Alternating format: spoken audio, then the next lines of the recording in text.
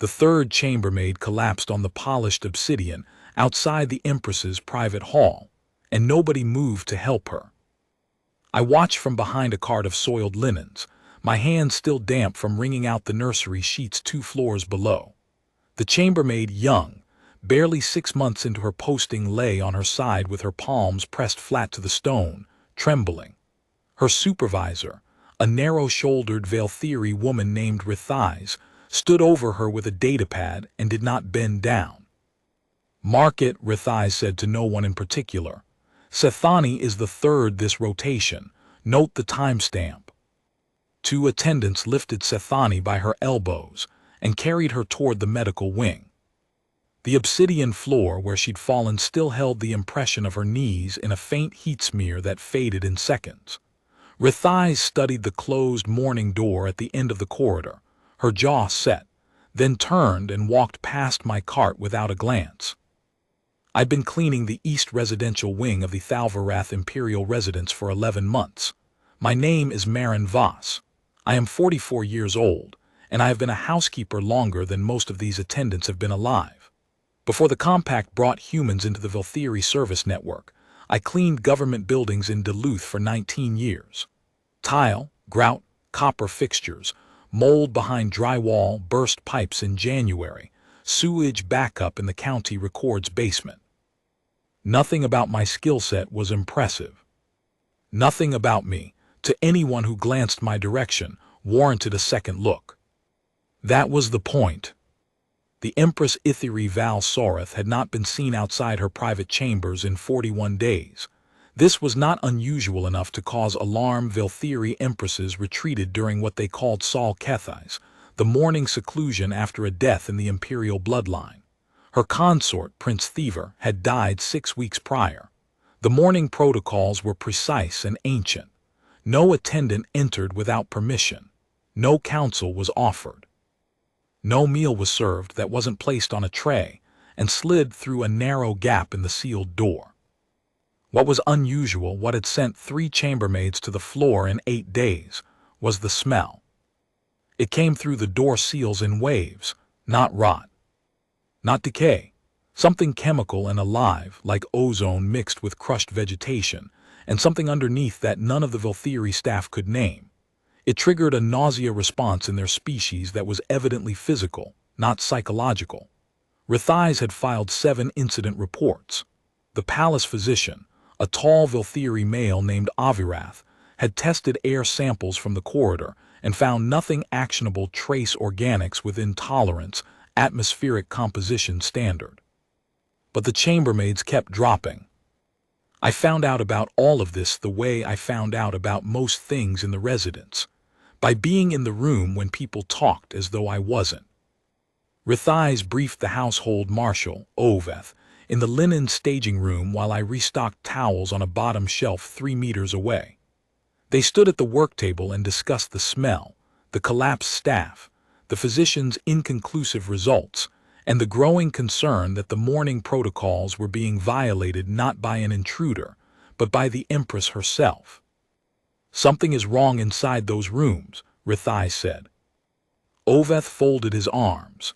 He was a broad-chested Valtheri with silver-streaked hair and the permanent expression of a man whose authority was being tested by something he couldn't file a report about. "Define wrong." "The atmospheric team went in yesterday. 3 technicians with full filtration. They lasted 9 minutes. One vomited through his mask and had to be carried out. The other 2 reported contradictory sensor readings, humidity at 200% in one corner and 6% in the next, temperature gradients suggesting multiple heat sources in a room with no active thermal system. They sealed the door behind them and reported inconclusive." "So it's an equipment issue." "It's not an equipment issue, Marshal. It's been 8 days, 3 chambermaids down, a 4th on medical leave with vision blur. The physician has no explanation. The technicians have no explanation. Something is happening inside those chambers that our diagnostic apparatus cannot identify." "You're suggesting we override the mourning seal?" Rithais hesitated. I'm suggesting we send someone who won't collapse." They both looked at the wall. Neither of them looked at me. I finished restocking the towels. I wheeled the cart out, and I thought about that smell for the rest of the day. The Velthiri are tall, pale-skinned, and beautiful in the way that statues are beautiful, perfect, and untouchable. Their skin ranges from soft silver to ice blue, and their eyes glow faintly in low light, usually cyan or pale violet. Delicate pointed ears sweep back from their temples, and subtle bioluminescent tracery patterns their skin along the jawline and forehead, flickering in time with their emotional state the way a pulse quickens in a human wrist. The Empress Ithiri was considered the most striking of her generation. Pearl-white skin with luminous violet tracery, silver hair that fell past her waist, and violet eyes that could silence a room from 30 paces. I had seen her exactly twice, both times in passing, both times flanked by a retinue that filled the corridor wall to wall. She had not seen me at all. I went to the orientation office that evening. It was a small room near the service entrance, used once when new staff were processed and then forgotten. The shelf held a row of pamphlets, thin and dust-covered. I found the one I was looking for, Velthiri Biological Considerations for Non-Velthiri Service Personnel. 16 pages. I'd read it on my first day and remembered most of it. But I wanted to reread page 11. Page 11, buried between notes on acceptable cleaning agents and a warning about ultraviolet exposure, mentioned salkethis in a single paragraph. It said that during prolonged mourning, Velthiri of certain high-ranking bloodlines produced a biological secretion from their skin. The text called it a grief compound that was considered sacred and private. It was not discussed. It was not cleaned. It was left to dissipate naturally over a period of weeks. The paragraph did not say what happened if it didn't dissipate. I closed the pamphlet and put it back on the shelf. Then I went to the supply closet and mixed a fresh batch of my alkaline cleaning solution, mild, non-reactive, the same formulation I'd used on every surface in the East Wing for 11 months. Sodium bicarbonate base, diluted with a trace of surfactant. The kind of thing you could buy at any hardware store in Duluth for $4 a gallon. The next morning, Rithai stopped me in the service corridor. "Voss," she said, as though the name cost her something. "Humans, your olfactory processing is different. We smell different things, yes. Can you tolerate industrial chemical environments? I cleaned a rendering plant in Duluth for 4 months when I was 26. I can tolerate most things." She studied me the way one studies a tool of uncertain manufacture, looking for the seam where it might fail. "The morning seal will be opened for maintenance inspection this morning. The atmospherics team went in yesterday and lasted 9 minutes. You will enter with the second rotation to assess surface conditions. If you experience nausea or disorientation, you leave immediately. Understood?" "Understood." She walked away without thanking me. I hadn't expected her to. I set down my mop. I picked up my cleaning caddy, the one I carry everywhere, stocked with cloths, a stiff-bristled hand brush, the bottle of alkaline solution, and a small pry tool for grout work, and I walked through the morning seal into the Empress's private chambers. The smell hit me immediately. It was sharp and layered, mineral, vegetal, and something warm underneath like heated copper. I'd smelled something similar once years ago, when a water main broke under a greenhouse in downtown Duluth, and the basement flooded with a mix of pipe runoff and decomposing root matter. Organic material breaking down in a mineral-rich, humid, enclosed environment. The Empress's private chambers were enormous. 4 connected rooms, a receiving salon, a sleeping chamber, a bathing suite, and a small contemplation room, all sealed behind the morning door. The receiving salon looked untouched. Dust on every surface, a fine gray layer that told me no one had entered since the seal was set. The sleeping chamber was the same. Bed-made, pillows arranged in the Velthiri style, 3 ascending, the topmost shaped like a crescent and untouched. The bathing suite was where it started. Every surface was covered in a thin, iridescent film: walls, floor, the rim of the deep stone basin, the edges of the mirror frames, the handles of the cabinet drawers. It looked like condensation, but when I touched it with a gloved finger, it was warm and slightly viscous, like tree sap diluted in water. Under the overhead light, the film shimmered with bands of pale violet and amber. It was bioluminescent at the molecular level, pulsing faintly in a rhythm that rose and fell like breathing. The Veltheory sensors would have gone haywire. The film was throwing off contradictory electromagnetic signatures across every scanning frequency their equipment used. No wonder the readings were nonsensical. No wonder the humidity read 200% in one spot and 6 in the next. The equipment wasn't broken. It was being overwhelmed by a biological signal it wasn't calibrated for. But it wasn't a malfunction. It wasn't a chemical spill or a contamination event. It was grief. Literal, physical, biological grief, produced by the body of a mourning empress and left untended in a sealed room for 41 days because no one read page 11. I walked through the bathing suite into the contemplation room and found her. The Empress Ithiri Val Sareth was sitting on the floor in the far corner, her back against the wall, her legs folded beneath her. She was wearing a sleeping gown that had once been white and was now stained amber and violet with the same iridescent film that coated every surface around her. Her silver hair hung in matted ropes. Her skin, that famous pearl-white skin, was dull, almost gray, and the bioluminescent tracery along her temples was flickering irregularly, like a lamp running out of fuel. Her eyes were open. She was looking at nothing. The grief compound was pooling beneath her. It had soaked into the stone floor, climbed the walls behind her back in branching rivulets, and begun to crystallize in the corners of the room where the airflow was weakest. The crystals were beautiful pale violet and gold, branching like frost on a window pane, and they were slowly, steadily consuming the oxygen in the room. Each crystal surface acted as a catalyst for an oxidation reaction I could feel in the thinning air. My lungs noticed before my mind did. The subtle shortness that comes at altitude, the faint pressure behind the eyes. The Empress Ithiri Val Sareth was suffocating in her own grief.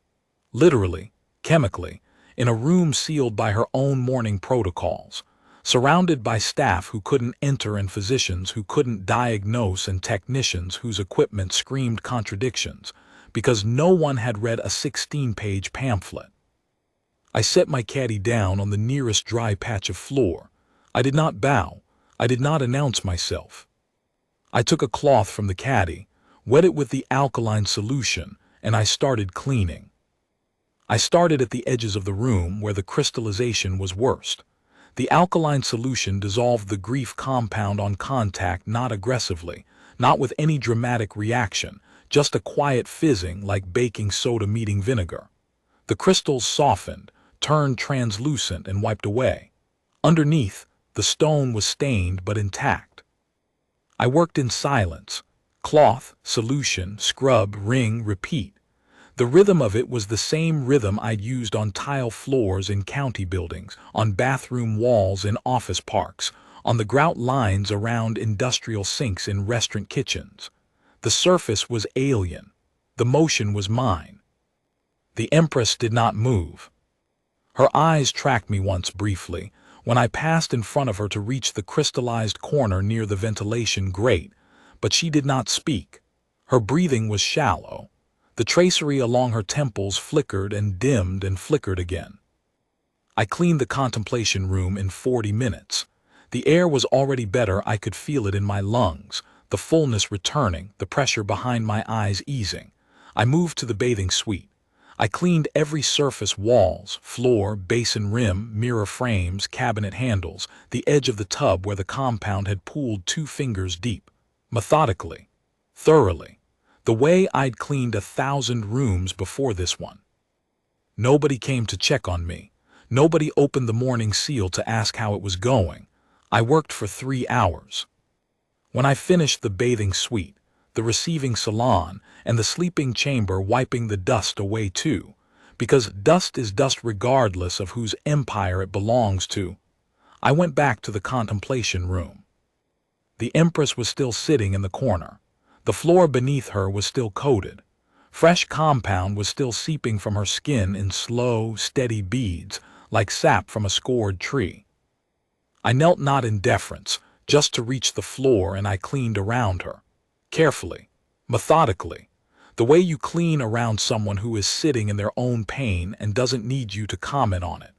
The way you clean a room where someone is grieving something you cannot name, and the naming doesn't help and the cleaning does. I got close enough to see the compound weeping from her forearms and the backs of her hands. It was warm against my gloves. She was still producing it. The mourning wasn't over.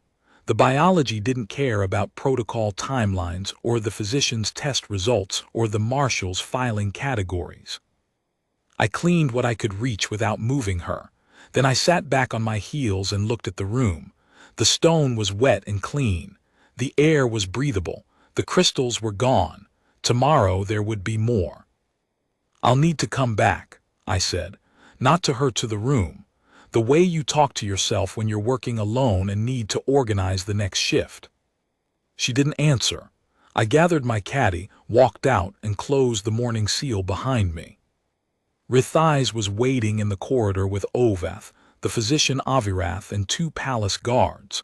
Their faces were tight with controlled alarm. Rithais' datapad was in her hand, and she was gripping it like a weapon. "Report," Ovath said. "The rooms need daily cleaning for at least another 2 weeks, I said. "The compound is biological, not chemical. My alkaline solution neutralizes it on contact.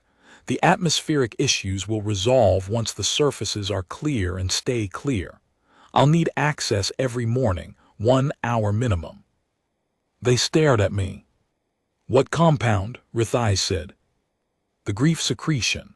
Page 11 of the service orientation pamphlet. Saul Kethais produces a biological exudate in high bloodline veil theory. It's crystallizing in low airflow areas and reducing oxygen concentration through surface catalyzed oxidation. That's why your staff collapsed. It wasn't the smell triggering nausea, it was the atmosphere thinning. The smell is a byproduct of the oxidation process." Avirath, the physician, blinked twice.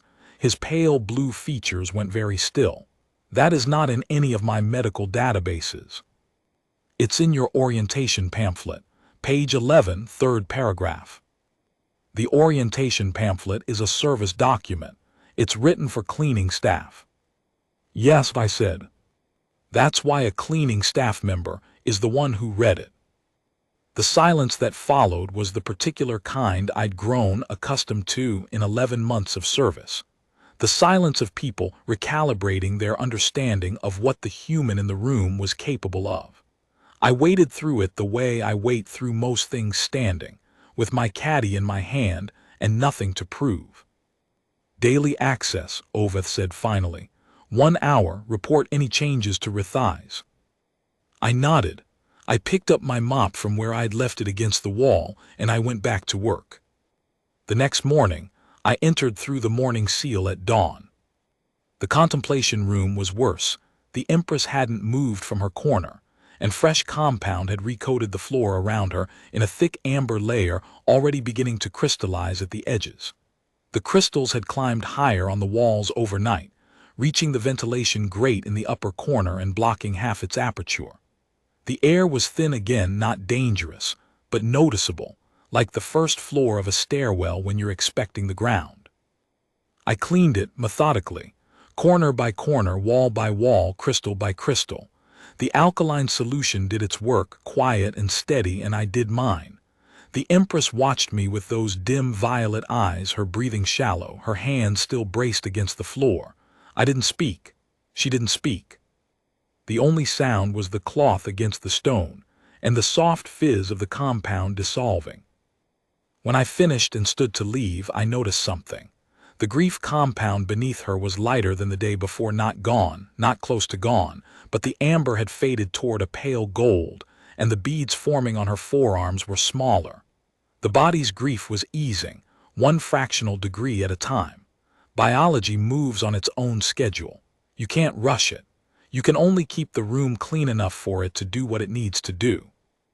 I cleaned again the second morning, and the third. Each day the compound was a little lighter, the crystals a little slower to form, the air a little easier in my lungs. On the second morning, Avirath intercepted me in the corridor on my way out. The physician was tall even by Velthiri standards, with pale blue skin and the kind of composed expression that suggested he had never once been surprised by anything in his professional life. He was surprised now. "The atmospheric readings are improving," he said, consulting a handheld sensor. "Oxygen saturation in the contemplation room has risen 4% in 24 hours. The bathing suite is nearly at baseline." "Yes. Your cleaning solution. I'd like to analyze its composition."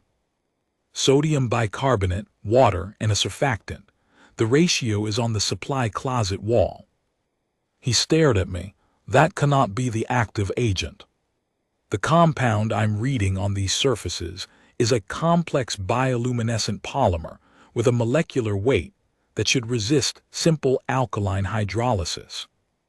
It doesn't resist it. It dissolves on contact. That should not be possible. And yet the room is cleaner than it was yesterday." Avirath looked at his sensor, then at me, then at his sensor again. The expression on his face was the one I'd seen on the faces of building inspectors in Duluth when they ran their tests, and the numbers came back clean, and they couldn't find the problem because the problem had already been solved by someone who wasn't supposed to be qualified to solve it. "I'd like to observe your next session," he said. "You can't. The atmosphere will drop you." "I could wear filtration." "Your filtration equipment malfunctions inside the room. The compound interferes with Velthiri sensor technology. Your mask's atmospheric monitor will give you false readings, and you'll either remove the mask thinking the air is safe, or the mask's automated seal will open because its own sensors tell it the environment is within tolerance. Either way, you'll collapse." He opened his mouth, closed it, opened it again. "How do you know that?" he asked. "Because that's what happened to the technician who vomited through his mask. The mask didn't fail. The mask's sensor told it the air was fine because the grief compound was feeding the sensor contradictory data. The mask opened a ventilation channel. The technician inhaled unfiltered atmosphere. Nausea, collapse, standard response to oxygen-depleted air in Velthiri physiology." Avirath's pale blue face went a shade paler. "You deduce this from?" "From watching the technician carried out and thinking about it for 10 minutes. Your equipment isn't broken, doctor. It's being lied to by a biological compound it wasn't designed to detect. The solution isn't better equipment. The solution is someone whose biology doesn't react to the compound and who can clean it with a $4 alkaline wash." He stood in the corridor for a long moment after I walked away. I could feel his gaze on my back, the particular weight of someone whose entire framework for understanding expertise had just been quietly disassembled by a woman with a cleaning caddy. On the third morning, I found that someone had left a second bottle of alkaline solution outside the morning seal, unlabeled, mixed to my specifications, sitting on the floor beside my mop. I didn't know who had mixed it. Rithais, possibly, or one of the junior attendants who had been watching me carry my caddy through the corridor every morning at dawn. Someone, at least, had been paying attention. I used both bottles that day. The contemplation room needed the extra supply. The compound had seeped deeper into the stone than I'd initially estimated, finding its way into the grout channels and the microscopic fissures in the polished floor. It would take patience. It always does. Mold in a basement doesn't come out in one pass. Neither does grief. On the fourth morning she spoke. "You are the human." I was on my hands and knees, scrubbing the base of the wall where the compound had seeped into a hairline crack in the stone. "Yes, ma'am." The others could not enter. The compound affects veil theory physiology differently. My biology doesn't react to it. A long silence. I could hear the faint hum of the ventilation system that the technicians had finally adjusted based on my recommendation: wider aperture, continuous low draw, pulling the residual organic vapors toward the filtration unit in the ceiling. Basic airflow management. The kind of thing I learned cleaning mold out of basements in Duluth. You clean it as though it is ordinary, she said. I sat back and wrung out my cloth. The water in my bucket had turned amber. Everything is ordinary when you've done it enough times. She considered this. Her violet eyes, still dim, still flickering unevenly, studied my face with an attention that felt like being weighed on a scale I couldn't see. I held the look. I'd held worse. I'd held the look of a building manager who told me the sewage backup wasn't my problem, and then called me at midnight to fix it anyway. It is not ordinary, she said quietly. It is my grief. It comes from my body. It is the most private thing my biology produces. No one has ever seen it. I nodded. I know. And you clean it anyway. That's the job. She looked away. I went back to scrubbing. After a while I heard a sound I didn't recognize at first, soft, rhythmic, barely audible, like rain on fabric. I glanced over my shoulder. The empress was crying. Velthiri tears are luminous, faintly golden, and they evaporate almost immediately on contact with air. I'd read that in the pamphlet too. Page 8. I did not stop cleaning. I did not comfort her. I did not acknowledge it beyond the glance. She didn't need me to witness her grief. She needed me to tend the room around it without making the grief smaller by naming it. On the fifth morning, the compound was lighter. The crystals had stopped forming in the corners. The air smelled only of clean stone and the faint mineral tang of the alkaline solution. The empress was sitting in the same corner, but her posture had shifted back straighter, hands resting in her lap instead of braced on the floor. The tracery along her temples was still dim, but the flicker had steadied into something closer to a rhythm. On the sixth morning, she was standing when I arrived. Not fully upright, she was leaning against the wall with one hand braced on the stone, her weight still uncertain but standing. Her sleeping gown had been changed. Her hair was still matted, but someone herself, I suspected, because no one else had been allowed in, had pulled it back from her face with a simple tie. "Voss," she said. I looked up from my caddy. She'd learned my name. I didn't know how, from Rithai's presumably, or from the access logs. "Ma'am." The physician says the atmospheric readings have normalized. The Marshal says my staff can resume regular duties in the outer chambers. That's correct. The inner chambers, this room, and the bathing suite will need another 3 or 4 days. The compound is still active in the grout lines and behind the baseboards. He says it was a cleaning solution, an alkaline compound you carry in your caddy. Sodium bicarbonate base with a surfactant. Yes, ma'am. He says any attendant could have done what you did. I paused.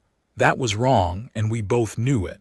Any attendant could have mixed the solution. The formula was printed on the supply closet wall. Any attendant could have applied it to the surfaces. But no Velthiri attendant could have entered the room without collapsing from the atmospheric depletion. No technician could have read the sensor data correctly, because the grief compound overwhelmed their scanning frequencies. And no physician had connected the symptoms to the biology, because the biology was documented in a service pamphlet they considered beneath their professional scope. The chain of failure wasn't about competence. It was about category. Every specialist had stayed inside their category. The physician looked for diseases. The technician looked for equipment faults. The Marshal looked for procedural violations.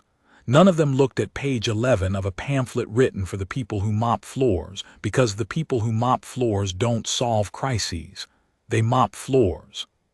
He's mostly right, I said. The empress straightened. Even diminished, gray-skinned, thin, her body still recovering from 6 weeks of sealed grief in a depleted atmosphere. She carried authority like gravity. It was not something she projected. It was something she was. Mostly, she repeated. The Marshal believes this was a maintenance issue, a cleaning problem that required a cleaning solution. In the narrowest sense, it was. No, her voice was quiet and very precise, the way a blade is precise, not loud, not angry, just exact. It was not. I waited. 41 days, she said. For 41 days, no one could enter my chambers. My physicians could not explain the readings. My technicians could not stabilize the atmosphere. My chambermaids fell on the stone outside my door, and my household marshal filed reports about sensor malfunctions and inconclusive test results. 41 days, Voss. And the answer was on page 11 of a pamphlet that my own staff wrote and never read. She stepped closer. The last of the grief compound was still drying on her forearms, a faint amber sheen that caught the morning light coming through the high window. You did not enter this room to save me, she said. You entered to clean. You brought your caddy and your cloths and your bottle of solution, and you knelt on my floor and you scrubbed. You did not bow. You did not weep. You did not ask how I felt or tell me it would pass. You did not treat my grief as a crisis to be managed or a disease to be cured. You cleaned it off the walls as though it were mold in a basement, in whatever cold human city you came from. Duluth, I said. Duluth, she said, and for a moment the faintest trace of warmth flickered in the tracery along her temples, not the dim, irregular pulse of the last week, but something steadier, like a candle finding its wick. You treated my grief as something to be tended, not feared, not pitied, not diagnosed, tended. Do you understand what that means in a court where grief is sealed behind a door and left to poison the room? I understand that the job needed doing, and nobody else was doing it. The Empress Itheri Val Soreth looked at me for a long time. Then she reached out and placed her hand, still faintly warm with the residual heat of the grief compound, still carrying the weight of her mourning in the shimmer on her skin, on my shoulder. It was the first time a Velthiri royal had touched me in 11 months of service. Rithais, she said, without looking away from me. The voice came from the doorway. I hadn't heard the morning seal open. Your Radiance. The incident reports filed regarding my chambers over the past 41 days. Who was credited with resolution? A pause. I could hear Rithais' datapad shift in her grip. The atmospherics team, Your Radiance. Standard protocol, the technical staff of record receive initial credit pending review. Amend them, all of them. The resolution was performed by Marin Voss, Human Services Division, East Residential Wing. Housekeeper, Grade 2. Note the method. A hand-mixed alkaline cleaning compound applied manually over 6 consecutive days. Note the diagnostic basis. Page 11 of the Non-Velthiri Staff Orientation Pamphlet, which identifies the grief secretion, its properties, and its production during Sol Kethais in high bloodline individuals. Note that no member of my household staff, my medical staff, or my technical staff identified the cause or the remedy. A housekeeper did. Rithais' silence was enormous. I could feel it pressing against the walls of the room like its own kind of atmosphere. Additionally, the Empress continued, her hand still on my shoulder, I want a comprehensive review of every incident report filed in this residence for the last 2 standard years. Every unresolved atmospheric anomaly, every equipment malfunction attributed to inconclusive readings, every staff illness marked as unexplained in or near royal quarters during mourning periods, every single entry that was filed and closed without resolution. I want Voss to review them. Your Radiance. Rithais' voice was careful, the way someone's voice is careful when they are choosing each word to avoid a detonation. She is a housekeeper. She read the pamphlet, Rithais. The Empress's voice was soft but carried a weight that could have cracked the obsidian beneath our feet. She read 16 pages that my entire household staff apparently considered beneath them. She identified a biological crisis that my physicians missed, my technicians misread, and my marshal filed away as an equipment anomaly. She did it with a cloth and a bottle of cleaning solution she mixed from supplies in the closet for less than the cost of one sensor calibration. I am not asking her to command my fleet. I am not asking her to practice medicine. I am asking her to read incident reports, because evidently she is the only person in this residence who reads anything at all. I stood there with my caddy in one hand and a damp cloth in the other, and I did not say anything. There was nothing to say. The Empress had seen the work. She had seen who did it. And she was making sure the record reflected what actually happened, not the comfortable version that protected the hierarchy, not the version where the technical staff of record solved the problem they hadn't identified, but the version where a 44-year-old housekeeper from Duluth solved a crisis that an empire's diagnostic apparatus couldn't. That was enough. That afternoon, Rithais came to find me in the linen staging room. She set a datapad on the work table next to the towel stack I was folding. Her face was carved from something between composure and bewilderment, the expression of someone who has been handed a new fact about the world and has not yet decided where to file it. 2 standard years of incident reports, she said, 412 entries. The Empress wants your assessment within the month. I picked up the datapad. It was heavier than it looked, or maybe that was the weight of what it represented. I'll start tonight. Rithais hesitated. Something moved behind her expression, not warmth, exactly, not respect in the way she'd offer respect to a peer or a superior, but a recalibration, a gear shifting to a position it hadn't occupied before. She had looked at me for 11 months and seen a cart and a mop and a pair of hands that were useful for wringing out sheets. She was looking at me now and seeing something she didn't have a category for. "Voss," she said. "Yes." "The pamphlet. You really read all 16 pages on your first day?" "I read everything I'm given. Pamphlets, labels, posted notices, cleaning agent warnings, orientation materials, equipment specifications, building codes, safety regulations. All of it. It's a habit I picked up in Duluth. The building codes were always changing, and the only way to stay current was to read every document that crossed your desk, even the ones that looked like filler. Especially the ones that looked like filler." She nodded once. It was the longest conversation we'd ever had. Then she turned and left. At the doorway she paused without looking back. "The Empress asked for your full name, for the amended records." I told her I would need to check the personnel file. "Marin Elise Voss." "Marin Elise Voss," she repeated, as though hearing the syllables for the first time and finding them heavier than expected. Then she was gone. I stayed in the linen room after my shift ended. I opened the datapad and began reading. 412 incident reports, filed over 24 standard months by 3 different recording officers across all wings of the residence. Atmospheric anomalies in sealed chambers. Unexplained corrosion, patterns on stone and metal surfaces near royal quarters. Equipment failures that defied the technicians' troubleshooting protocols. Staff illness clusters, headaches, vision blur, nausea, sudden collapse, concentrated near royal quarters during mourning periods. Ceremonial chambers that no one could enter without developing symptoms that the medical staff attributed to stress, anxiety, or malingering. Entry after entry filed and forgotten.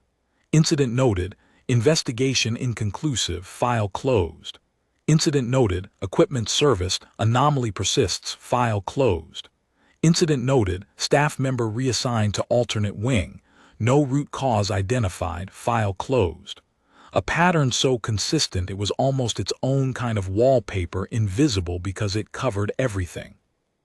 I recognized the grief compound signature within the first 30 reports. Different concentrations. Different bloodlines. The residence housed 11 members of the imperial family across 6 wings, each with their own mourning history. Different rooms, different years, different staff members who collapsed, but the same underlying biology, the same Salkethite secretion that page 11 described in one short paragraph, the same crystallization in low airflow corners, the same sensor interference from the bioluminescent compound overwhelming veil theory scanning frequencies, the same atmospheric depletion through surface catalyzed oxidation, the same symptoms in the staff, the same filing of inconclusive.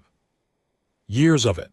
Years of Veltheory attendants falling in corridors outside royal chambers, and the answer had been sitting in a 16-page pamphlet on a dusty shelf in the orientation office the entire time. Written by Veltheory administrators for non-Veltheory cleaning staff. Filed under service personnel reference, materials the category that physicians don't consult, that technicians don't open, that marshals don't review. The category reserved for the people who empty the trash and scrub the floors and restock the towels on the bottom shelf. I worked through the reports for 3 hours that first night. The first 10 entries were straightforward atmospheric anomalies in the West Wing's ceremonial hall during the mourning period for the Empress's mother-in-law 8 years prior. Same symptoms: collapsed attendance, contradictory sensor readings, sealed chambers, inconclusive investigation. The resolution: the mourning period ended, the compound dissipated naturally, the file was closed. No root cause identified. The next 15 reports were from a different wing, entirely the North Residential Quarter, where the Emperor's brother had mourned the loss of a bonded companion 3 years ago. Staff headaches, vision disturbances, a corrosion pattern on the bronze door fixtures that the maintenance team attributed to an unknown acid source. I could have identified that acid source in 30 seconds.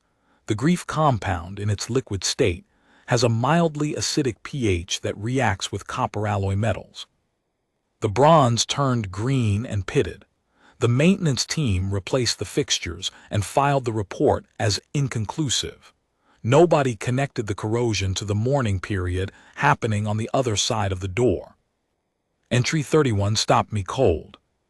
A junior chambermaid Veltheory, 22 years old, newly assigned to the East Wing, had collapsed outside the Empress's contemplation room during a mourning period 4 years ago. Not the current mourning period, a previous one, for a stillborn heir. The chambermaid had been found unconscious, transported to the medical wing, treated for what the physician on duty called acute environmental stress response, and reassigned to the kitchens. She had filed a supplementary note with her incident report, a single handwritten line, appended to the bottom of the standard form in small, careful script. The walls were shining, she wrote, and the air tasted like metal. No one had followed up.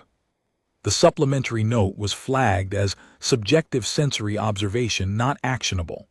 The file was closed. She had seen the grief compound. 4 years ago, she had tasted the depleted atmosphere.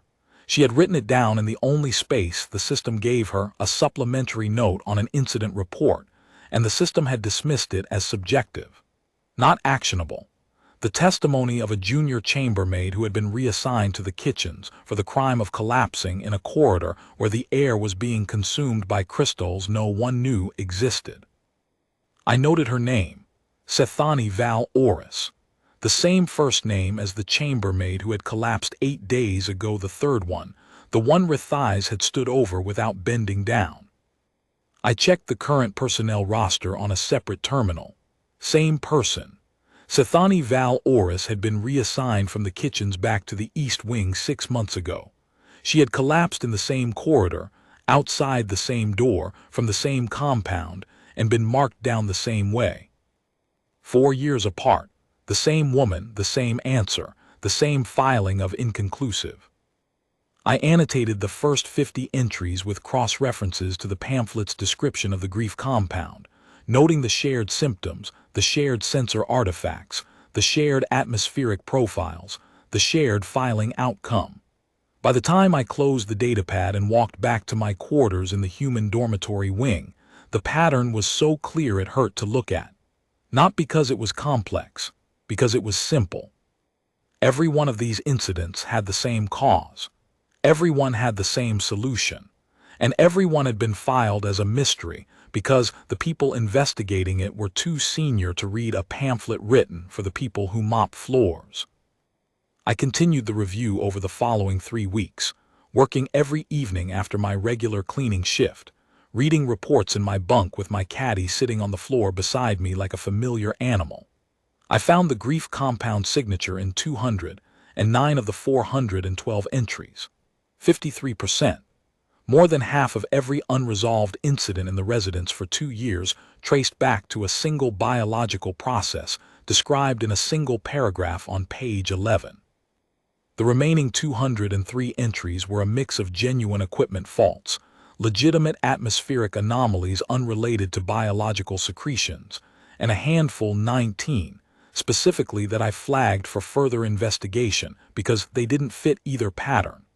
Those 19 might be something else, something the pamphlet didn't cover, something that would require actual specialists, not a housekeeper with a habit of reading.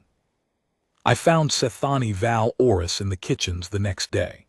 She was stacking plates in a drying rack, her hands moving with the careful economy of someone who has learned to be invisible. She was younger than I'd realized from seeing her collapse in the corridor. Mid-20s at most, with the soft silver skin and wide cyan eyes common to the lower Velthiri bloodlines. "You collapsed outside the Empress's door," I said. No preamble. She'd had enough preamble from the medical staff. She flinched. "I was reassigned. I'm not cleared for the East Wing anymore." "You collapsed 4 years ago too. Same corridor, same symptoms." Her hand stopped on the plate she was holding. She looked at me, really looked, the way people rarely look at each other in an institutional kitchen, where everyone is either too busy or too tired or too invisible to make eye contact. "You read my supplementary note," she said. The walls were shining, and the air tasted like metal. Her eyes widened. "Nobody ever they said it wasn't actionable." It was the most actionable thing in the entire report. You described the grief compound's visual signature and its atmospheric effect in one sentence. If anyone had followed up, they could have identified the cause 4 years ago. She set the plate down. Her hands were trembling, but not from fear, from something else, from the particular shock of being told after years that the thing you saw was real and the thing you said mattered and the people who dismissed you were wrong. "You saw it," I said. "You named it, you wrote it down, that matters." She nodded once, sharp and quick, and went back to stacking plates. But her hands had steadied, and when I turned to leave, I heard her voice behind me, quiet, almost inaudible. "Thank you." I didn't turn around. She didn't need me to. I wrote the protocol on a rest day, sitting in the linen staging room with a cup of cold tea and the datapad propped against a stack of folded sheets. 6 pages, plain language, formatted the way I'd format a cleaning procedures update for a government building in Duluth. Section 1.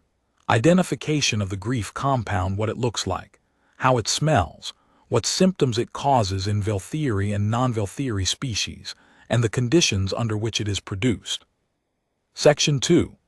Atmospheric effects, including crystallization thresholds at various airflow rates, oxygen depletion curves, and the specific scanning interference patterns that cause Velthiri sensor equipment to return contradictory readings. Section 3. Remediation procedures, alkaline cleaning solution formula, ingredients listed with quantities and mixing instructions, all available in any standard supply closet, daily application schedule during mourning periods, recommended ventilation adjustments by room size and airflow configuration, and post-remediation monitoring benchmarks. Section 4. Prevention training updates for all service, medical, and technical staff, recommended amendments to the orientation pamphlet, and a new cross-referencing protocol that would require medical incident reports filed near royal quarters to be automatically flagged for review by service staff who had completed the updated training. Nothing revolutionary. Nothing that required a specialist degree or a crisis budget or an imperial directive. A housekeeper's protocol for a housekeeper's problem, written by someone who had spent 19 years learning that the difference between a building that works and a building that fails is whether anyone reads the paperwork. I left the protocol on Rithiza's desk with a handwritten note on top. Assessment complete. 209 of 412 incidents traced to grief compound. Protocol attached. Voss. She read it, all 6 pages. The morning after I completed the assessment, Marshal Oveth summoned me to his office. It was the first time I had been inside that room, a wide, bright space with floor-to-ceiling windows overlooking the residence's central courtyard, furnished with the kind of restrained elegance that said the occupant was powerful enough not to need ostentation. Oveth sat behind a desk made of pale stone and did not invite me to sit. "Your assessment," he said, holding the datapad I'd left with Rithiza. 209 incidents attributed to a single cause. "Yes, sir." "A cause documented in a service pamphlet." "Yes, sir." He set the datapad down with the careful precision of a man controlling his temper. "Do you understand what this implies, Voss? If your assessment is correct, and I am not yet conceding that it is, then this residence has been misdiagnosing a routine biological process as an unexplained phenomenon for years. The medical division, the technical division, and my own office have been filing incident reports about a problem whose solution was available in a document we distribute to our lowest-tier service personnel." "That's an accurate summary, yes." His jaw tightened. "And you believe a housekeeper is qualified to make this determination?" "I believe a housekeeper already made it. The qualification question is academic at this point." The silence that followed was the kind that precedes either a dismissal or a reclassification. I'd stood in enough offices to know the difference. The dismissal silence is quick and angry. The reclassification silence is slower. It's the sound of someone's organizational chart being quietly redrawn in their head. Oveth chose the slower silence. "The Empress has read your protocol," he said at last. "She wants it implemented within the month." "I know. She also wants you to continue reviewing incidents as they arise, a standing advisory role." "I know that too. I am not comfortable with this arrangement." "I understand. But I am less comfortable with the alternative, which is that my staff continues to file inconclusive on incidents that a cleaning solution can resolve." He looked at me with an expression I recognized the building manager in Duluth, the one who called at midnight. The expression of a man who needs help and resents needing it and will accept it anyway because the building has to work. "You will report to Rithiza, not to me. Is that clear?" "Perfectly clear, sir." "Good, dismissed." I picked up my caddy from the floor beside his door and walked out. On the morning I filed my assessment, the Empress summoned me to the contemplation room one final time. The chamber was clean, truly clean now, the stone dry and pale, the air clear, the grief compound fully dissipated. Morning light came through the high window and touched the floor where the violetin gold crystals had been, warming stone that had been sealed in mourning darkness for 41 days. The room smelled like clean stone and nothing else. The Empress was dressed not in a sleeping gown, but in a formal gray shift with silver threading at the collar and cuffs. Her hair was braided and pinned in the style I'd seen on other Velthiri women of rank. The bioluminescent tracery along her temples glowed in a steady, warm rhythm, the light of someone who had passed through something and was standing on the other side of it, changed but upright. "Voss," she said. "Ma'am." "Your assessment, 209 incidents." "Yes, ma'am, 53% of the 2-year backlog." 53%. She let the numbers sit in the air. "The Marshal has read your protocol, so has Avirath. They are both quiet in a way I find informative." I said nothing. I could imagine the quality of that quiet. "The Marshal will offer you a title this afternoon," she said. "Advisory Steward of Residential Diagnostics, or some configuration of formal words that sounds important and means very little in practice. He will offer it because I have directed him to acknowledge your work, and he does not know how to acknowledge a housekeeper except by making her something other than a housekeeper. I waited. You may accept it or decline it, but I want you to understand something before you answer. The work you are doing, the real work, the reading and the cleaning and the quiet fixing of things that no one else will look at, does not require a title. It does not require a reclassification or a new office or a seat at my marshal's table. It requires you. It requires a person who reads 16-page pamphlets and mixes cleaning solution in a supply closet and kneels on stone floors at dawn to scrub grief off the walls. If a title helps you do that work, take it. If it gets in the way, don't. I looked at the room, the clean stone, the clear air, the faint warmth of the morning light on the place where her grief had crystallized and been tended away, one cloth stroke at a time, by a woman from Duluth with a caddy and a $4 bottle of alkaline solution. I'll take the reports, I said. I'll keep reviewing them. I'll write the protocols. I don't need the title. The Empress Ithiri Val Sorath nodded once. And then she did something I had never seen a Valthiri royal do in 11 months of service. In any corridor, in any room, in any encounter with any human worker of any rank or division. She said my name. Not Voss, not the human, not the housekeeper, not my service designation or my grade number or my wing assignment. Thank you, Marin. I picked up my caddy, I walked out of the room, I went back to work. The protocol was adopted the following month.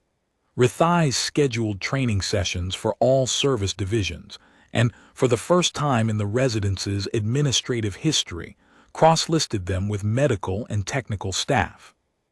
The orientation pamphlet was reprinted with the grief compound section, expanded from 1 paragraph to 3 full pages, illustrated with diagrams I'd sketched on the back of a linen inventory form.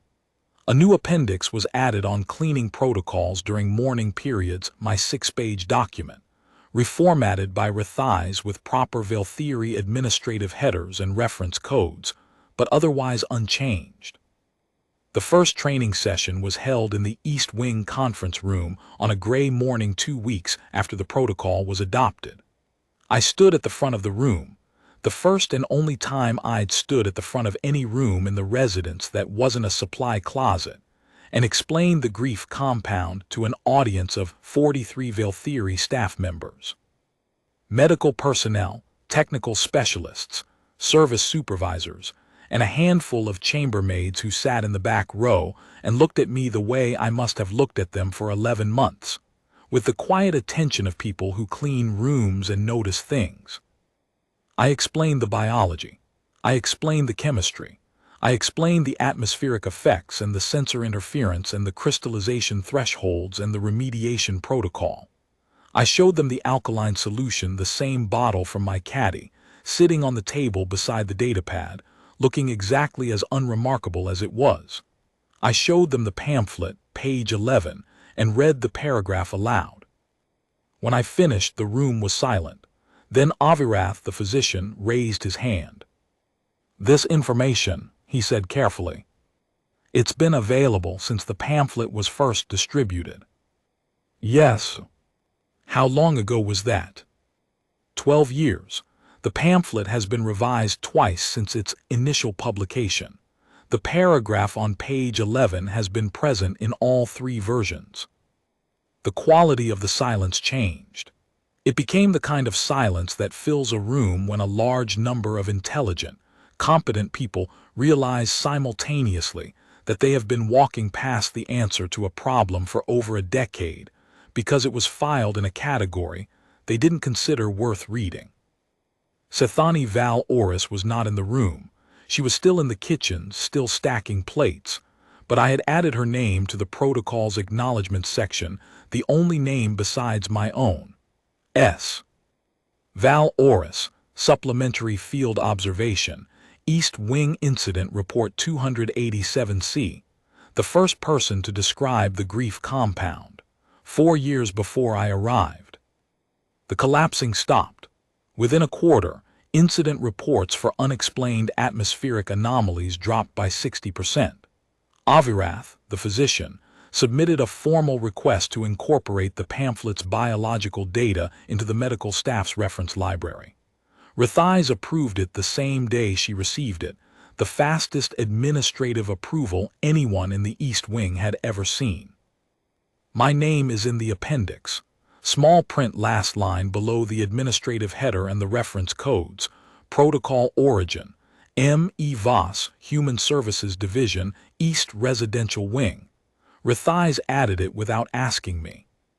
I noticed it when the reprinted pamphlet appeared on the orientation office shelf, replacing the old dust-covered copy I'd pulled down 11 months ago. I didn't say anything about it. The work was on the walls, or rather, it wasn't anymore. That was the whole point. I still clean the East Residential Wing. I still carry my caddy.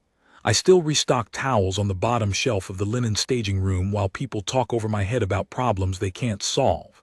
The difference is that now, sometimes, they pause mid-sentence and look down at me. Not all of them.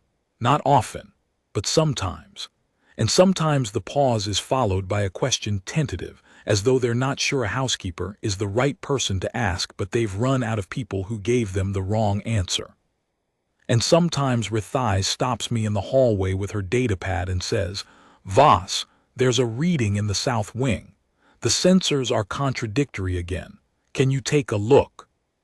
And I nod, and I pick up my caddy and I go look. Once a month, a message appears on my datapad. No sender identified. No subject line.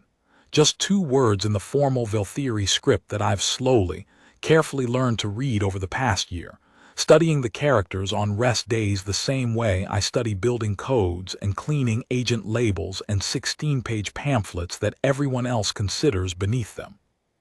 It says still here.